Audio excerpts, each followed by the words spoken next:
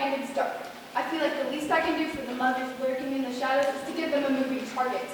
I'm Ida Perry from the State College Band.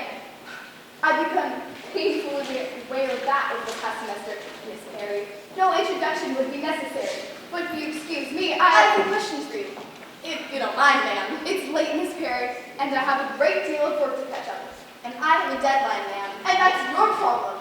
Right now I'm tired, hungry, cold, mildly depressed, and my feet hurt.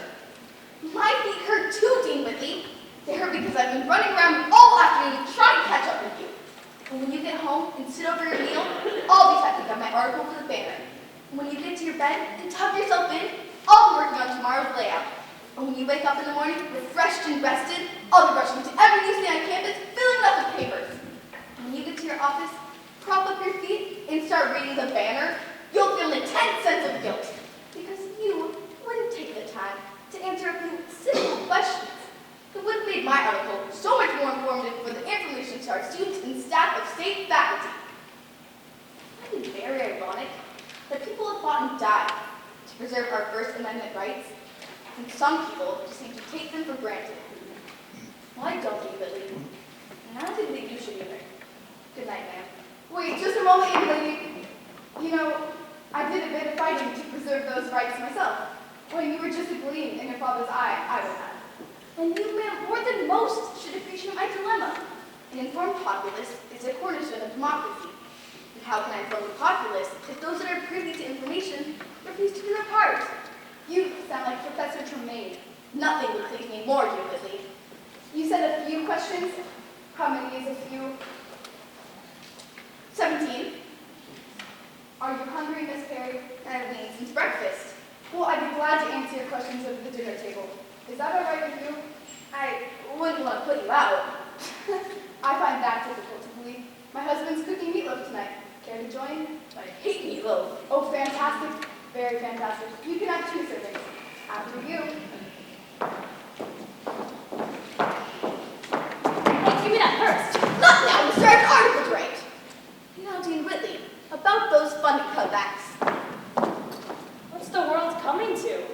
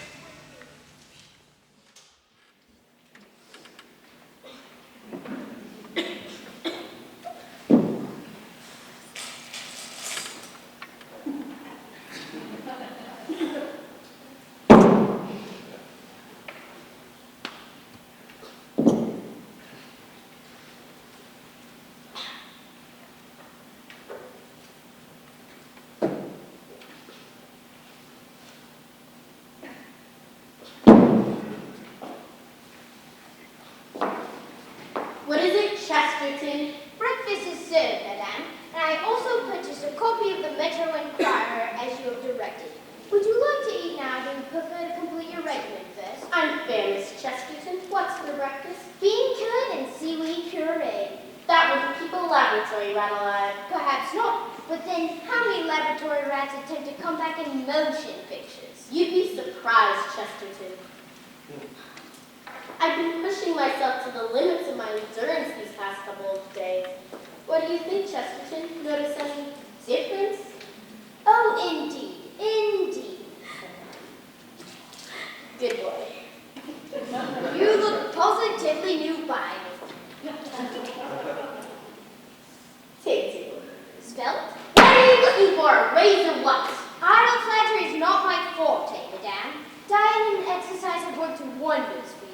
And in just 2 days. Amazing! I venture to say that in 2 Mr. Rosenblatt's office, he will sign the role of Velma instantly. I sure hope so, Chesterton. I need this part. I need this movie.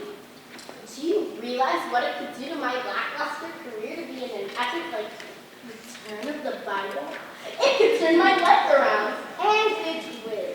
Producers can be fickle if you want someone skinny. And skinny you shall be. You're right. Take that candy away. I'll not have another. Good show. Just one for that. I hate myself. Let me see the paper. Will that be all, madame? Oh, this is classic. Look at Brittany with that lobster all over her face. Oink, oink. I love it. How do they get away with it? Who cares? Check this out. This guy with this face of it on claims that Miss Lohan is from the planet Mars. He claims that he was her agent on Mars and is suing for breach of contract. I hope he wins. She makes me sick. So young. So skinny. Life goes on. Tacky. African faith healer claims new cure for common cold. Take 2 hyenas and call me in the morning. Is there something wrong, madame? They didn't. They couldn't. Didn't what? Couldn't what? Does this cow in a 2-piece look familiar? They didn't! They couldn't! They didn't. They could. Dad. This is simply... You can say that again. Simply the end of my career. Roosevelt sees this. Perhaps you won't see it? Come on, Chesterton. Get real. The word is out. Plenty of people know I'm up for the part, and you can bet that every enemy I've got is snipping out the picture and mailing it to Rosenblatt. Success can go to Mitzi Purdue's head, but it certainly went to her waistline with Celebrity Snoop Shot by Noah Nicholson. Creep Nicholson? That's the unpleasant young man I had ejected from the grounds last week. Why didn't you have him shot? Hello? Now it begins. But hello, girl. Long time no see. How's the bill going? Uh-huh. Really? Talk of an Oscar. Fat chance. How marvelous. Picture? What picture? Metro Inquirer. Why, no, I stopped reading that trash after they said you had a thigh transplant. How are your thighs doing anyway? Good. Well, I'll pick one up if I happen to think about it. Bye-bye. Witch! Those creeps, those dreadful cretins! Please, madame. Leave me alone, Chesterton. Can't you see I'm hysterical? I want some scrambled bacon and pancakes this instant. What about your diet? To heck with my diet. I need real food. Mitzi Purdue is declaring war on the Metro Inquirer. Feed me, Chesterton. At once, madame. Shout, Mitzi Purdue, so that I'll teach them a thing or two. Hello? I'd like to speak to Mr. Horner at once. This is an emergency. Oh, he's in a very important conference. Look, sister, I don't care if he's in traction. I don't care if he's in Bolivia. You just tell Mr. Horner, Hauser, Hopper, and Applewhite that Mitzi Purdue will wait exactly 10 seconds before sending her retaining fees to a firm where she gets a little service. I'm counting, honey. 1, 2, 3, 4, 5. Hello, Ernie. Hope I didn't interrupt anything. How are the wife and kids? That's nice. Listen, I'd like to sue the Metro Inquirer for $20 million. That's what I said. No, lunch will be fine. Bye-bye.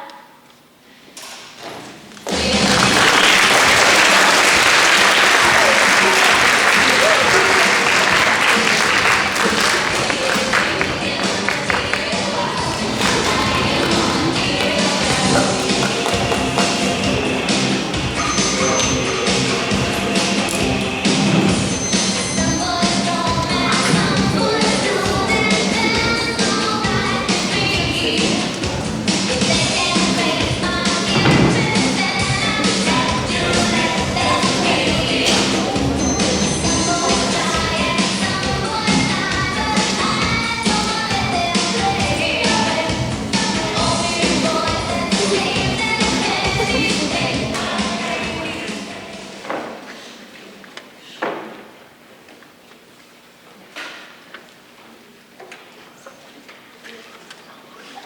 Come on, keep the change. Why, thank you. I think I'll do just that.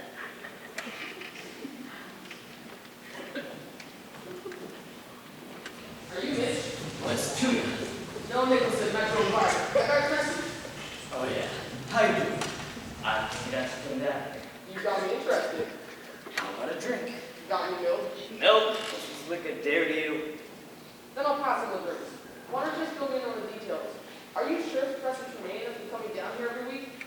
No doubt about it. It's her, all right. I seen her on television last week, and her name's always in play for something. And Nikki, that's the hood she's paying off. Nikki called her professor, no doubt about it. And you're sure they'll be here this morning? Every Wednesday at 10, like clockwork. I seen with my own eyes. I got 20 where the money's concerned. Then I'll just sit there tomorrow. And speaking of payoffs, did you mention something about a fee for my services? Not until I can verify your story. Sorry, that's the rule. Is this ours? Yeah, I've been trying not to look so wholesome. Stick out like sword thumb. I use a hat. So does Pop. Was a real tough guys. We tried. Mud rag. Now you're talking. Say, as about a short one for the road, Miss Jack, buddy? Got any money left? I've got plenty of money. Where's my money? Don't ask me. Nothing. I seem to be temporarily bereft of funds. I'll gladly pay you back Friday. You know I'm good for it. You ain't good for nothing. Get out of here. Just one. Get lost, you bum. That ain't no way to talk to your sister, Mitch. I'm telling Mom. Go ahead. See if I care. Now get out before I throw you out. Okay. I never did like this slow life hard anyway. See you tomorrow, Mitch. See you tomorrow. Give Mom a kiss for me. Right. Nice. Not too bad. Jeez, watch it, will you? You're getting your cooties all over my new suit. Hey, Nikki, how's it going? Gotta start clearing the dregs of society out of this place, Mitch. No offense. If I did that, I wouldn't have any customers. Nice new setup. Threads you got there, Nikki. Tell me about it. This suit cost me more than my old man's first car. Really? Yeah, of course he stole his first car. Get it?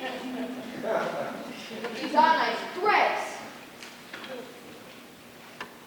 Image is really important in the business world. Take my word for it, Mitch. New clothes, new image. You must have come into a little bit of green stuff, huh? Little up here, little money there, sound investments, mix them all together, you got Nicky Zutz. I have my portfolio, as they say. Give me the usual, will ya, and go light on the accoutrements.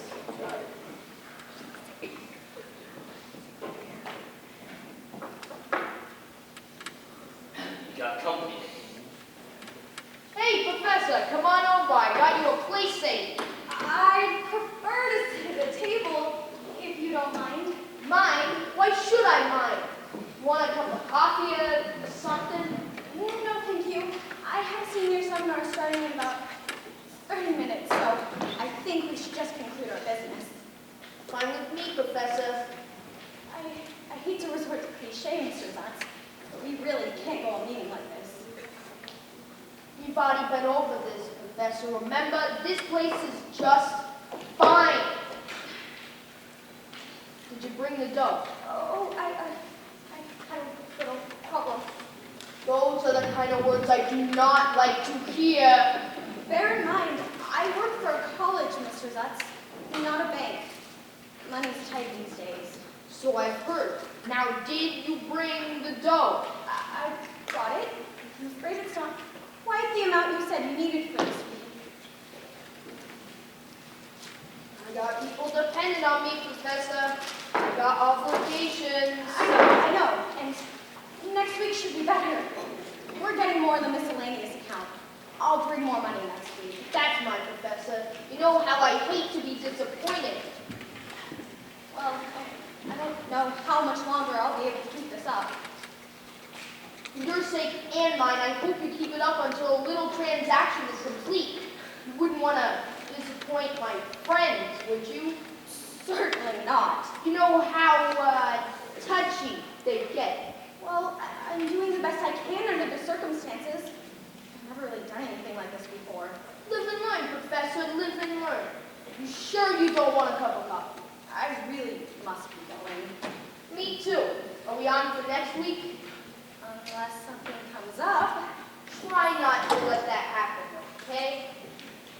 Spend it wisely, Mr. Sutz. You ain't gotta worry about me. I'll spend it like though it was my own. And you got that straight out of a horse's mouth. Get it? A horse's mouth. Oh, I'll be in touch. anytime, friend. Anytime.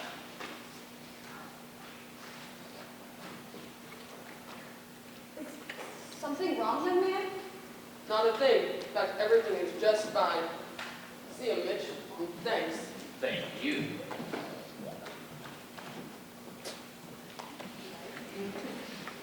Rather strange, young man. That's I can cater to. Even your basic windows need a place to hang out. Yes, I suppose so. What kind of professor are you, Professor? I mean, what does you teach? Well, I'm not sure that I teach anything. I prefer to think of myself as a guide. You see, a teacher must push. And to push, one must stand behind. But a guide stands up front and leads. Leads where? Where? Where else? Toward the light, my good man. Toward the light.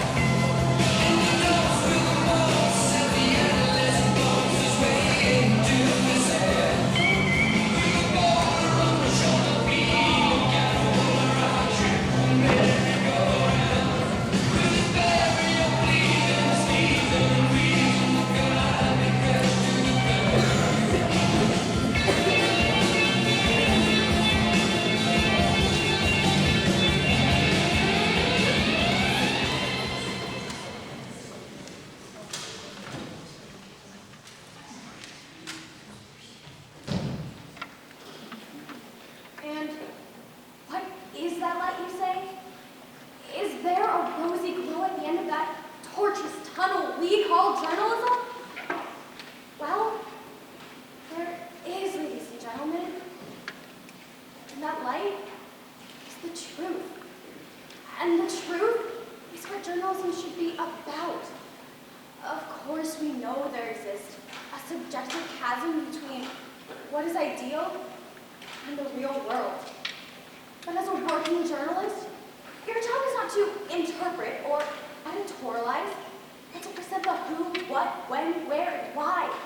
That is all you need to concern yourself with. And as long as you do, you'll be doing your job and you won't have anything else to worry about. Not necessarily, Professor Tremaine. Does that voice in the wilderness belong to Doyle Witherspoon? Afraid so, Professor.